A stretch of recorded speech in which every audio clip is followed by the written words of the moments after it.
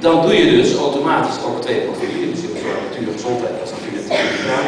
Maar jullie hebben ook alle 2 nog Latijn erbij gedaan. Borinka ook nog notabene economie erbij gedaan. Dus dat is echt kanjers, dat is wel duidelijk. En zij willen natuurlijk van de universiteit dat je dan ook op de Universiteit van Utrecht een exacte studie gaat doen. En Kimberly, jij gaat het doen, hè? Jij gaat biomedische wetenschappen. Dat is nog steeds geneeskunde toch? Oh toch, oké. Dat is ook wel in orde geweest, hè, biomedische wetenschappen. En, oké. Weet je wat op mijn lijstje staat bij jou op geneeskunde? Dat is ook wel een van de dingen geweest waar je ook over nagedacht hebt. Ja, nou goed, oké. Zo zie je maar wat de graadvrouw in kan vergissen. De Rian, ja, dat is hij, ja. Tandheelkunde, dat komt nog steeds. Ja. En ja, een hele mooie lijst. Je hebt het ontzettend goed gedaan. Keihard voor gewerkt. Echt heel erg hard. Dingen herkant en zo. En zelfs voor je examen heb je nog terwijl je geslaagde lijst hebt, heb je nog wat herkant. Je hebt van je wiskunde geloof ik zelfs van een 6 en 7 gemaakt. Ja. Maar je had er niks aan geloof ik. Toch, was je toch in de hogere klasse. Oh, ik dacht dat je zei dat je 8 moet worden. Oké, nou ja, zo ik probeer zoveel mogelijk in fout te doen.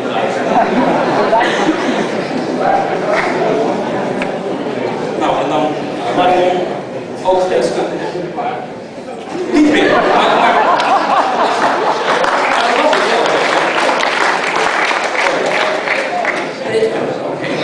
Nou ja, dus die logo die gaat aan jou bij. Maar je hebt wel ontzettend hard gewerkt en het heel erg goed gedaan.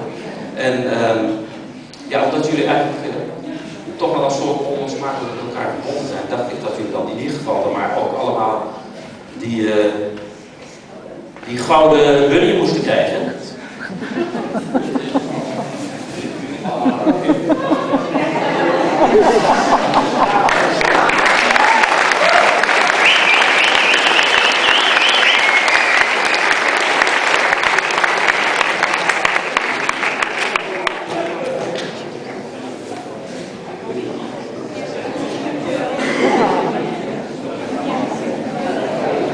Gefeliciteerd allemaal. Nou, ik hoop dus, omdat hier een paar meiden geneeskunde wel of niet zouden gaan doen,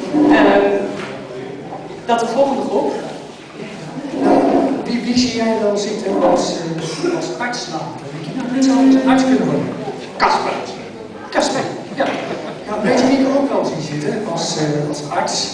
Emma en Amy en Suzanne. Oké, maar we zullen ze hier in Nederland niet aantreffen, want de volgende groep heet Artsen zonder Grenzen.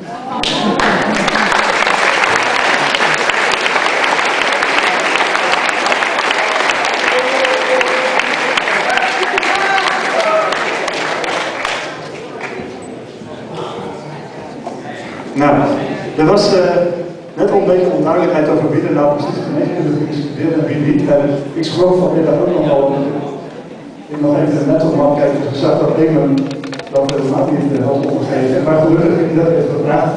Dat jij heel erg aangehouden voor geneeskunde en voor international business, dus voor een van die twee. En daar was eigenlijk juist heel goed in toe. Want international business, economics, of geneeskunde. Ja, in ieder geval internationaal, of geneeskunde als je zo moet zeggen.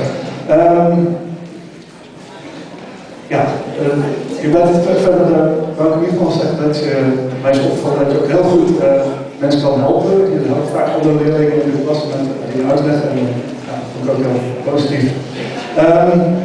Emma en Casper, allebei een super goede lijst. Ja, Casper bijna moeiteloos, denk ik wel. En Emma ja, heel zelfstandig, heel nauwgezet, dat ging ook nog prima. TTO'ers, dus internationale oriëntatie is ook duidelijk en ook allerlei geneeskunde.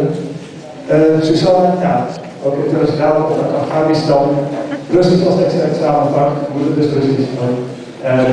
Ook nog 2 keer in het Nederlands of 3 keer van school veranderd en steeds weer moeten aanpassen en toch met hard werken hartstikke goede lijst. Daarom had jou gehouden, eigenlijk even ik heb wel een zakje gedaan dat op een of andere manier het goud nog een beetje plakkerig is.